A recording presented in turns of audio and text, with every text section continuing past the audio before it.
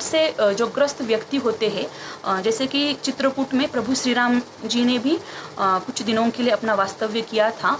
वहाँ पर विपत्ति से ग्रस्त श्री राम जी जो है वह चित्रकूट नगरी में गए थे। वहाँ उसने चित्रकूट नगरी की, प्रभु श्री राम जी ने चित्रकूट नगरी की शरण ली थी, क्योंकि वो बहुत ही मुसीबत में थे। तो इस बहुत ही सुंदर चित्रकूट नगरी में जाने की वजह से मन को बहुत ही प्रसन्नता मिलती है। इस चौथे दोहे के माध्यम से रहीम जी हमें चित्रकूट नगरी की महिमा समझाते हैं। चित्रकूट में रमी रहे रहीमन अवध नरेश। अवध मतलब प्रभु श्री राम जी जो है उनकी नगरी थी। अवध नरेश मतलब अयोध्या के जो राजा है प्रभु श्री राम जी, वह जा पर मतलब जिस पर विपदा, विपदा मतलब संकट पड़ते हैं, सो आवत, आवत मतलब वह आता है। यह देश, देश मतलब प्रदेश। यहाँ पर कवि हमें समझाते हैं कि चित्रकूट नगरी में कौन कौन ज़्यादातर लोग आते हैं कि जिनके ऊपर कुछ मुसीबत है, कुछ विपदा है, कुछ संकट है, उसको दूर करने के लिए या फिर अपने मन को शांति करने के लिए ऐसे जो लोग हैं वह चित्रकूट, बहुत ही सुंदर नगरी है, वहाँ पर आते हैं। अभी भी आ जाते हैं लोग वहाँ पर। बहुत ही सुंदर नगरी है, जिस नगरी में प्रभु श्री राम भी गए थे। तो इस चौथे दोहे में उन्होंने इस चित्रकूट नगरी की प्रशंसा की है। अब हम पांचवा दोहा पढ़ते हैं। दीर्घ दोहा अर्थ के आखर थोरे आही। दीर्घ मतलब बहुत ही लंबा, अर्थ, अर्थ मतलब अर्थ, आखर मतलब अक्षर, थोरे मतलब थोड़े, आही मतलब होते हैं। जो रहीम नट कुंडली, नट मतलब कलाकार, कुंडली मतलब घेरा या फिर गोल आकार का लोहे का चक्का जो अंदर से खाली होता है। सिमिटी मतलब सिकुड़ कर, कुढ़ी चढ़ी जाही, चढ़ी मतलब निकल जाती है। यहाँ पर इस दोहे के माध्यम से जो संत रहीम जी है वह हमें समझाते हैं कि दोहों का अर्थ समझाते हैं कि दोहों के जो अक्षर होते हैं वो बहुत ही छोटे होते हैं, लेकिन इस छोटे अक्षरों में ही हमें बहुत बड़ा अर्थ मिल जाता है, जिसके माध्यम से हमें जीवन जीने के लिए कुछ प्रेरणा मिल जाती है। इसीलिए उन्होंने एक कलाकार का उदाहरण दिया है कि वो कलाकार भी बहुत ही छोटी सी कुंडली या फिर गोल घेरे के आकार से वह अपनी नैया को पार करा देते हैं। तो हमें भी ऐसे जो दोहे हैं जो बहुत छोटे दिखाई तो देते हैं, लेकिन उनका अर्थ बहुत ही बड़ा, बहुत ही गहरा अर्थ होता है। यहाँ पर उन्होंने दोहे किस प्रकार से होते हैं या फिर दोहों की प्रशंसा संत रहीम जी ने की है। अब हम दूसरा दोहा पढ़ते हैं। धनी रहीम जल पंक खो, लघु जिय पियत अघाय।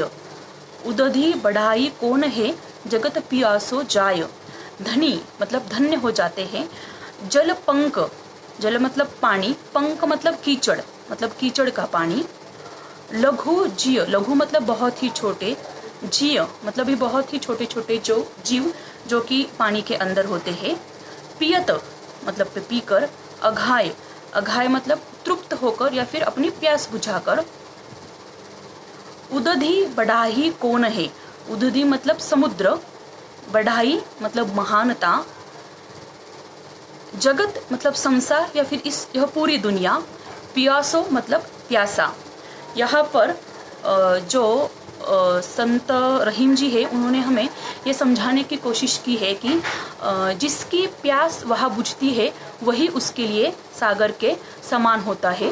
क्योंकि अगर जो कीचड़ का जल है, कीचड़ का जल तो दिखने में बहुत गंदा होता है, लेकिन उसके अंदर जो छोटे छोटे जीव जंतु होती है, जो कीटक होते हैं, उसकी प्यास उसी जल से, जो कीचड़ का जल है उसी से प्यास बुझ जाती है। लेकिन वो महान है, वो छोटा सा जल है, कीचड़ का जल है, लेकिन फिर भी वो महान है। क्यों? क्योंकि वह उसके अंदर जो होते छोटे छोटे कीटाणु या फिर जीव या फिर कीटक होते हैं, वह उसी का पानी पीते हैं, तो उसकी प्यास बुझ जाती है वो छोटे छोटे कीटक की। लेकिन हमें समुद्र तो बहुत बड़ा दिखाई देता है, लेकिन उसकी महानता कुछ काम की नहीं है। क्योंकि अगर हम समुद्र में घूमने जाते हैं वहाँ पर हम वो पानी नहीं पी सकते हैं, क्योंकि वो पानी बहुत ही, उस पर नमक होता है, वो स्वाद में बिल्कुल भी अच्छा नहीं होता है, और उस पानी को पीने की वजह से हमें शारीरिक बीमारियां भी लग सकती है। तो ऐसे पानी का उपयोग नहीं है, जो कि बहुत बड़ा समुद्र है, समुद्र की महानता सारे देशों में बताई गई है, लेकिन ऐसा समुद्र का जल भी कुछ काम का नहीं है, क्योंकि वो हमारी प्यास नहीं बुझा सकता है। लेकिन एक जो छोटा सा कीचड़ का जल होता है वो महान बन गया है। क्यों? क्योंकि वह उसके अंदर समाये बहुत सारे कीटक होते हैं छोटे छोटे, उनकी प्यास वो बुझाता है। यहाँ पर हमें ये लेना है इस बात का अर्थ कि अगर हम मनुष्य कम पैसे वाला हो या फिर गरीब हो, लेकिन फिर भी अगर वो दूसरों के काम आता है, दूसरों की मदद करता है, फिर भी वह महान है। क्यों? क्योंकि वो लोगों को काम आता है।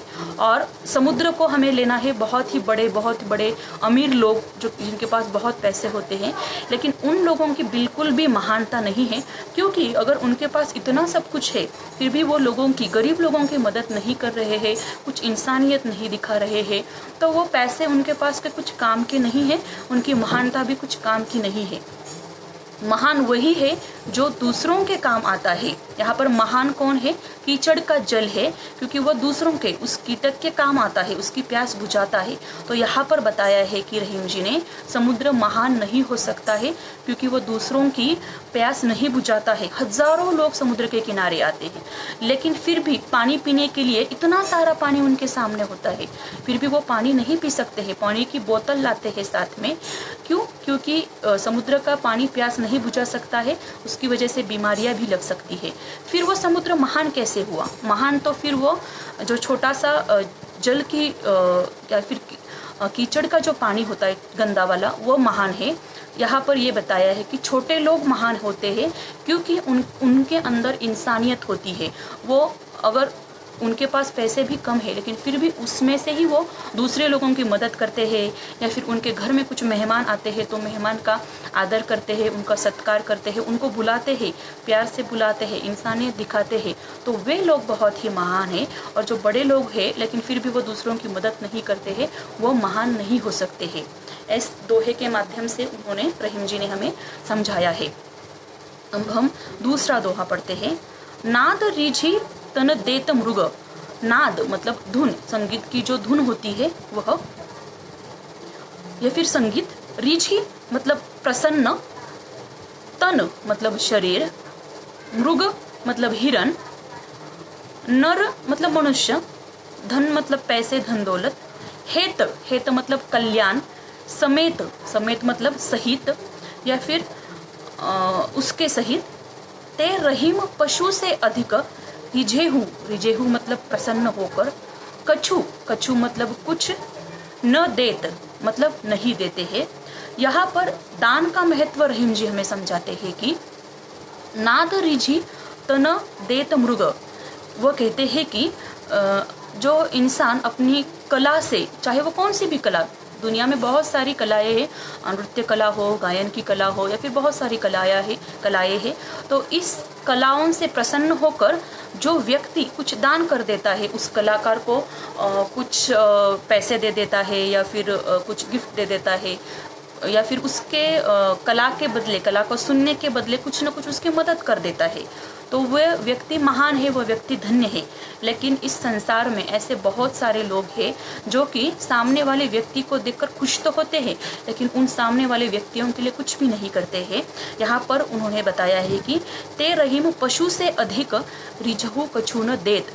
मतलब जिस कलाकार की कला सुनकर, चाहे वो गायक हो या फिर नर्तक हो या फिर और कला सादर करने वाला व्यक्ति हो, उनको कुछ नहीं देते हैं, प्रसन्न तो हो जाते हैं, उनकी कलाओं का आस्वाद तो लेते हैं, लेकिन उनके लिए कुछ भी नहीं करते हैं, वह व्यक्ति पशु से भी हीन है।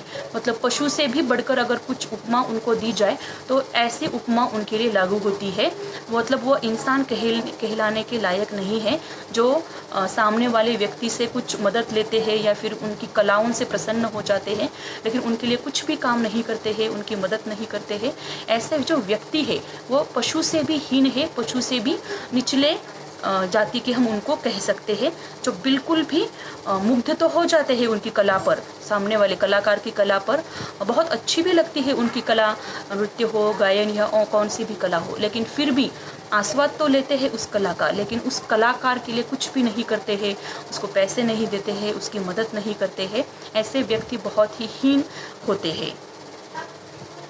आगे के दोहे में उन्होंने हमें बताया है कि बिगड़ी बात बने नहीं, लाख करे कि न कोय, रहीमन फाटे दूध को, मथे न माखन होय। यहाँ पर बहुत नए शब्द आए हैं। बिगड़ी बात मतलब बिगड़ी हुई बात, या फिर किसी से बात हमारी बिगड़ जाती है। बने नहीं मतलब बन नहीं जाती है। लाख करो कि न कोई मतलब कोई कुछ भी क्यों न करे। रहीमन फाटे, फाटे मतलब फटा हुआ दूध, दूध को, मथे मतलब मथने पर, न माखन होए मतलब माखन नहीं हो जाता है। यहाँ पर रहीम जी कहते हैं कि बिगड़ी बात बने नहीं, लाख करो कि न कोई मतलब अगर हमारी किसी व्यक्ति के साथ बात बिगड़ जाती है, चाहे हमारे घर वाले हो, रिश्तेदार हो, या फिर हमारे दोस्त हो, या फिर पड़ोस वाले हो, तो अगर उनके साथ हमारी बात बिगड़ जाती है, या फिर आपके भी दोस्त, आप अभी स्कूल में हो, आपके भी कुछ दोस्त होंगे, उनके साथ अगर आपकी बात बिगड़ जाती है, बहुत बड़ा झगड़ा हो जाता है, तो लाख करे कि न कोई मतलब कोई कितना भी प्रयास क्यों ना कर ले, लेकिन वह पहले जैसी बात नहीं हो जाती है। पहले जैसा जितना अच्छा रिश्ता था, जितनी अच्छे से अंडरस्टैंडिंग थी दो लोगों के रिश्तों में, वह नहीं हो जाती है। अगर एक बात बिगड़ जाती है बात तो बिगड़ ही जाती है, क्योंकि मनुष्य ऐसा प्राणी है कि वह कभी भूलता नहीं है। इस जो स्मरण शक्ति है या फिर जो न भूलने की आदत है, कभी कभी वो वरदान भी साबित हो जाती है, कभी कभी वो शाप भी साबित हो जाती है। तो यहाँ पर ऐसा क्यों कहा है, क्योंकि हम हमारे दिमाग में वो रखते हैं कि हाँ, इस सामने वाले व्यक्ति ने मुझे ये इतना बुरा कहा था, भला बुरा कहा था, तो हम हमारे दिल में रखते हैं, वही बात दिमाग में भी रखते हैं। तो बाद में वो जो सामने वाला व्यक्ति कितना भी हमें खुश क्यों ना कर ले, हमारे साथ अच्छे से मीठी मीठी बातें क्यों ना कर ले, लेकिन फिर भी हमारा जो मन है उस कटुता को, उस सामने वाले व्यक्ति से जो गंदे शब्द हमें मिले हैं सुनने को, उसको हम नहीं भूल सकते हैं। तो इसीलिए रहीम जी कहते हैं कि आप बात को बिगड़ने ही मत दो, क्योंकि बात बिगड़ जाती है तो फिर वो कभी नहीं बनती है।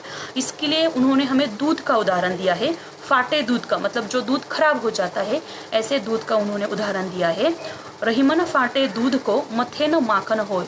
फिर फटे हुए दूध को, जो खराब हुआ दूध होता है, उसको हम कितना भी प्रयास कर ले, कितनी भी मेहनत उस दूध के ऊपर ले ले, लेकिन फिर भी उस दूध का माखन नहीं बन सकता है।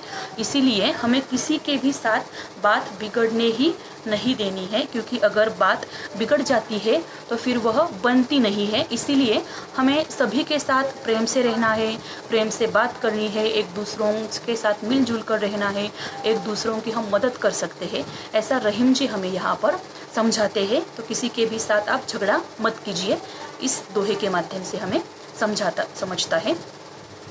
आगे जो दूसरा दोहा है, वहाँ पर रहीम जी कहते हैं कि रहीमन देखी बड़ेन को, लघु न दीजिए डारी, जहाँ काम आवे सुई, कहाँ करे तलवारी।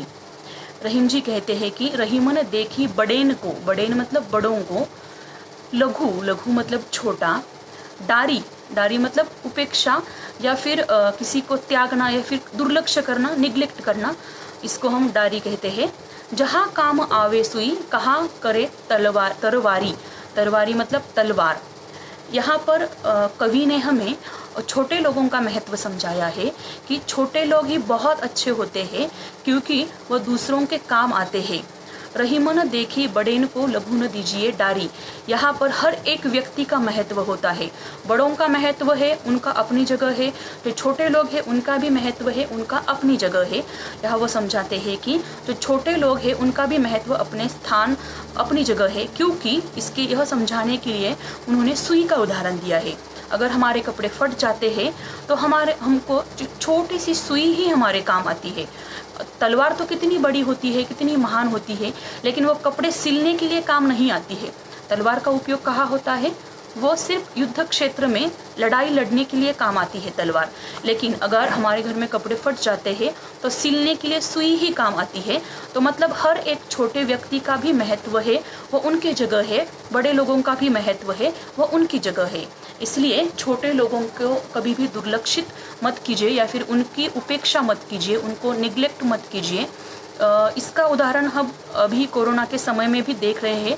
जो गांव के मजदूर है या फिर जो किसान लोग हैं वो हमारी अभी भी मदद कर रहे हैं। और आज भी बहुत सारे मतलब बड़े लोगों ने भी मदद की है, लेकिन छोटे लोग भी गांव के वो उनके गांव में जो अभी बाहर से लोग आए हुए हैं उनकी मदद कर रहे हैं, उनके लिए खाने पीने का प्रबंध कर रहे हैं। मतलब वो छोटे हैं, उतने पैसे नहीं है उनके पास, फिर भी वो लोगों की मदद कर रहे हैं। तो यहाँ पर रहीम जी हमें कहते हैं कि हर एक व्यक्ति का अपनी जगह महत्व होता है। जैसे कि अगर हम जो मजदूर लोग होते हैं उनको दुनिया उनकी उपेक्षा करती है, उनको निग्लेक्ट करती है, उनको सम्मान नहीं देती है, लेकिन उन्हीं लोगों की, उन्हीं छोटे लोगों की वजह से ही इतनी ऊंची ऊंची इमारतें जो बड़े लोग हैं, बिल्डर खुद नहीं बनाते हैं अपने हाथों से, वो मजदूर बनाते हैं। मजदूर तो बहुत ही गरीब होते हैं, उनको छोटा समझा जाता है, लेकिन उन्हीं छोटे लोगों की बदौलत, उन्हीं की मेहनत की वजह से इतनी ऊंची ऊंची बिल्डिंगें बन सकती है जिसमें हम रह सकते हैं। तो जो मजदूर लोग होते हैं, जो गरीब लोग होते हैं, उनकी उपेक्षा मत करो, उनकी तरफ दुर्लक्ष मत करो, क्योंकि वो भी हमारे बहुत एक न एक दिन काम आते हैं। और जो बड़े लोग हैं उनका भी महत्व अपनी जगह है। और इसके बाद का जो दोहा है वो है, रहीमन निज संपत्ति बिना, निज मतलब अपनी संपत्ति, कोहु न विपत्ति सहाय, विपत्ति मतलब संकट, सहाय मतलब सहायक, बिनु पानी जो जलज को नहीं रवि सके बचाए। यहाँ पर रहीम जी हमें समझाते हैं कि संकट में भी अपनी संपत्ति सहायता बन जाती है। और यहाँ पर ये जो दोहा है वो आज की सिचुएशन में, कोरोना के समय में, ये बहुत ही हमें समझता है कि रहीमन निज संपत्ति बिना, मतलब खुद की संपत्ति के बिना हमें कुछ भी या फिर कोई भी व्यक्ति सहायता नहीं कर सकता है।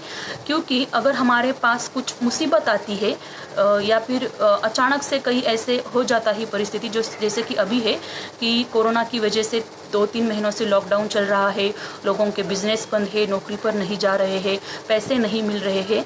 तो इसी सिचुएशन के ऊपर ये दोहा है कि अगर हमारे पास संपत्ति है, अगर हमारे पास पैसे है, तो वो पैसे ही हमें संकट समय में काम आ जाते हैं। इसका उदाहरण आप सभी घर वाले या फिर आप बच्चे देखते ही होंगे कि हमारे रिश्तेदार या फिर आस पड़ोस वाले कितने भी बड़े क्यों ना हो, कितने भी बड़े पैसे वाले क्यों ना हो, लेकिन खुद की निज संपत्ति मतलब अपनी खुद की संपत्ति या फिर खुद के जो पैसे है वह विकट समय में मतलब संकट समय में हमें सहायक बनते हैं, हमारी मदद करते हैं। लेकिन जो बिनु पानी जो जलज को, जलज मतलब कमल को, नहीं रवि सके बचाए, मतलब सूर्य कितना बड़ा है, कितना महान है, लेकिन अगर कमल के फूल को, जलज मतलब कमल का फूल, अगर उसको बढ़ने के लिए, उस पौधे को या फिर पेड़ को बढ़ने के लिए सिर्फ पानी की, सूर्य प्रकाश की ज़रूरत तो है, सूरज की ज़रूरत तो है, लेकिन उसके लिए सबसे पहले पानी की ज़रूरत होती है। तो उन्होंने ये उदाहरण दिया है कि जो सूर्य है वह कितना भी महान क्यों न हो, लेकिन अगर वह जो कमल का पौधा है वह सूख रहा है तो उसके लिए पानी की ही ज़रूरत पड़ सकती है। मतलब अगर आपको ऊपर कुछ मुसीबत आती है या फिर कुछ बहुत सारे ऐसे काम होते हैं जो मजदूर ही करते हैं, उन कामों को हम नहीं करते हैं कभी, तो ऐसे समय में उन लोगों का महत्व हमें बताया गया है। उसी प्रकार से अगर जो कमल का फूल है, पानी का अभाव होने पर, अगर सूर्य प्रकाश तो है, कमल के फूल को पानी नहीं मिल रहा है, तो उसका अभाव होने पर कमल कितनी भी कमल के फूल की सूर्य रक्षा करने की कोशिश कर ले, लेकिन वो नहीं कर सकता है। तो उसी प्रकार से हमें खुद की सहायता खुद करनी चाहिए। तो हमें पैसों का जो इस्तेमाल है, खुद की संपत्ति या फिर पैसों का इस्तेमाल बहुत ही सोच समझ कर करना चाहिए। पैसों की बर्बादी हमें नहीं करनी चाहिए, क्योंकि मुसीबत के समय वही हमारे लिए काम आते हैं। हम अगला दोहा पढ़ते हैं। रहीमन पानी राखिए, बिनु पानी सब सून, व्यर्थ सब सून, पानी गए न उबरे, मोती मानुष चून। यहाँ पर रहीम जी हमें समझाते हैं कि पानी का मतलब यहाँ पर हमें चमक या फिर सम्मान लेना है। खुद का सम्मान करना सीखो, इस दोहे के माध्यम से रहीम जी हमें समझाते हैं। बिनु पानी सब सून, अगर पानी मतलब सम्मान लेना है, यहाँ पीने के पानी अर्थ यह नहीं लेना है हमें। बिनु, अगर आपको पास कोई सम्मान नहीं दे रहा है तो आपका जीवन बहुत ही शून्य मतलब व्यर्थ है। पानी गए न उबरे, उबरे मतलब उभरे या फिर चमके, मोती मानुष चून, मानुष मतलब मनुष्य, चून मतलब आटा। यहाँ पर रहीम जी कहते हैं कि चमक के बिना मोती बेकार है। अगर मोती कितना भी सुंदर क्यों ना हो, सफ़ेद क्यों ना हो, लेकिन अगर उसको चमक नहीं है तो उस मोती का जीवन व्यर्थ है, मोती व्यर्थ है। उसी प्रकार से जो मनुष्य का जीवन है वह सम्मान के बिना व्यर्थ है। तो हर एक व्यक्ति को खुद का तो सम्मान करना ही चाहिए, क्योंकि अगर हमारे जीवन में सम्मान नाम की कोई चीज़ ही नहीं है तो हमारा जीवन व्यर्थ है। उसी प्रकार से जल के बिना रोटी नहीं बन सकती है। अगर हमें आटा गूंथना है, आटा बनाना है, तो उसके लिए हमें पहले हमारे पास क्या चाहिए? जल चाहिए, मतलब पानी चाहिए। बिना पानी के हम आटा नहीं बना सकते हैं। तो उसी प्रकार से अगर बिना पानी के आटा नहीं बनता है या फिर रोटी नहीं बन सकती है, इसलिए वह आटा बेकार है। हम सिर्फ आटा नहीं खा सकते हैं, आटे से हम रोटियां बनाते हैं, फिर उन रोटियों को खाते हैं। तो आटे को बनाने के लिए उसके लिए पानी की ज़रूरत होती है। तो सिर्फ आटे से हम रोटी नहीं बना सकते हैं, पानी का महत्व यहाँ ज़्यादा है। तो उसी प्रकार से मनुष्य को, सभी मनुष्य जीते तो है, लेकिन सभी के पास सम्मान या फिर खुद की कुछ ऐसी इज्जत होनी चाहिए जिसके ज़रिए लोग आपको पहचानने लगे, आपकी रिस्पेक्ट करने लगे, आपको आदर सम्मान देने लगे। तो बिना आदर के, बिना सम्मान के आपका जीवन व्यर्थ है। यहाँ पर रहीम जी ने हमें ये समझाया है। रहीम जी के जो दोहे हैं बहुत ही अर्थपूर्ण होते हैं। एक एक दोहों में जो वो बातें बताते हैं, उस बातों की मदद से हम हमारे जीवन में अगर उन बातों को फॉलो करें हमारे जीवन में, तो हमारा जीवन धन्य हो सकता है, सफल हो सकता है। तो यहाँ पर दोहों का भी महत्व बताया है। इस दोहे के माध्यम से चित्रकूट नगरी का महत्व बताया है। तो पहले दोहे में, जो कि यहाँ पर इस जो दूसरी कविता है रहीम जी के दोहे, उसमें 11 दोहे दिए हैं। मैं फिर से आपको एक बार समझाती हूँ कि पहले दोहे में ये था कि हमारे जो प्रेम संबंध होते हैं हर एक व्यक्ति के साथ, रिश्तेदारों के साथ, पड़ोस वालों के साथ, उसको हमें कभी भी टूटना नहीं देना चाहिए, उस रिश्तों को हमें बरकरार रखना है। जो दूसरा दोहा है, उस दूसरे दोहे के माध्यम से वो रहीम जी हमें समझाते हैं कि हमारे मन की जो व्यथा है या फिर व्यथा है अपने मन में ही रखो और उसका कुछ उपाय खुद ही ढूंढ लो। सामने वाले को मत बताओ, क्योंकि वो आपका मजाक ही उड़ाएगा। सुनते समय तो बहुत ही दुख से सुनेगा, लेकिन फिर वो सुनने के बाद आजू बाजू वाले लोगों को, दूसरे रिश्तेदारों को उस दुख को हंस हंस कर बताएगा। इसलिए खुद का दुख खुद मन में ही रखना सीख लो, और सिर्फ मन में नहीं रखना है, उस दुख को या फिर उस समस्या का समाधान भी हमें ढूंढना है। तीसरे दोहे में हमें ये बताया है कि सिर्फ एक परमात्मा का अगर हम ध्यान करते हैं, उसको प्रसन्न कर लेते हैं, तो हमारा सभी कार्य बहुत ही अच्छे से संपन्न हो जाते हैं। तो हमें और बहुत सारे लोगों को खुश करने की ज़रूरत नहीं पड़ती है, अगर सिर्फ एक परमात्मा को अगर हम खुश कर ले तो। चौथे दोहे में हमें ये बताया है कि जो चित्रकूट नगरी है, जो जिस नगरी में